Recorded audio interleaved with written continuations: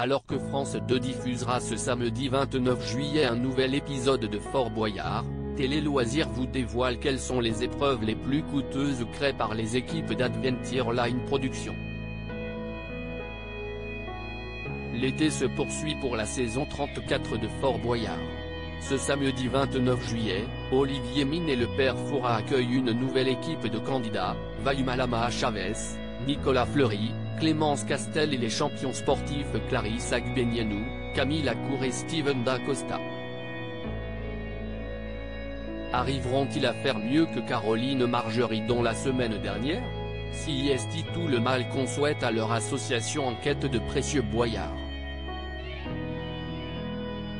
Pour cela, ils devront se frotter à un des nouveaux atouts du père Fouras, les jokers mystères. Deux athlètes redoutables qui affronteront les candidats contre des indices sur leur identité. À eux de les identifier avant la fin de l'émission.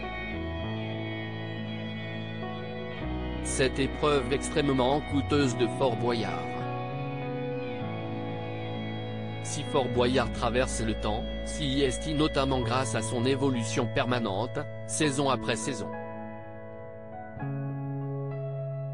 Nouvelles mécaniques, nouveaux personnages. Et nouvelles épreuves.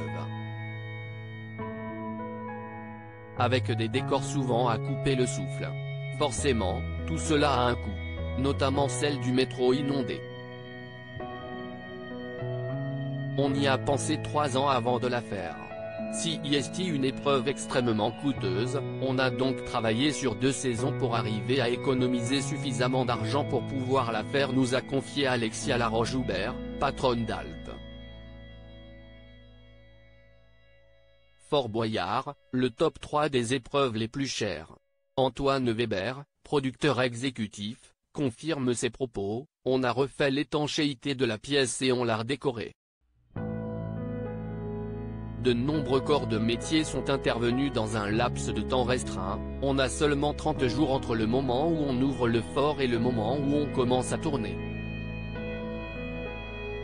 Tout doit donc être au cordeau. Au final, le métro inondé aura coûté 60 000 € à la production. Ce qui en fait l'une des épreuves les plus chères du fort selon le producteur. Au même titre que l'épreuve de méga gaffe, car il y avait 2 G à disposition pour Vincent Lagaffe, un à l'écran et un second de remplacement en cas de panne. Enfin, la cabine posée sur vérin du vaisseau spatial a elle aussi nécessité de casser la tirelire. A noter que Fort Boyard sera exceptionnellement diffusé un jeudi, le 17 août prochain.